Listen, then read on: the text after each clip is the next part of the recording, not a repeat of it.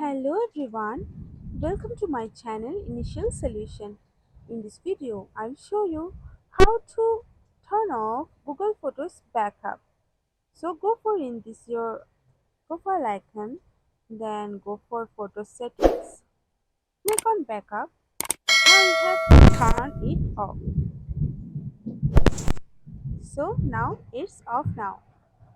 So this is how you can stop or turn off backup on Google Photos. Hope this video helped you. If it did, then please like, comment and share. Subscribe to our channel and don't forget to hit the bell icon for more videos. Thank you. This video is sponsored by Zerosoft. Zerosoft offers graphic design, UI UX design, digital marketing, and web development. Elevate your brand with Zerosoft today.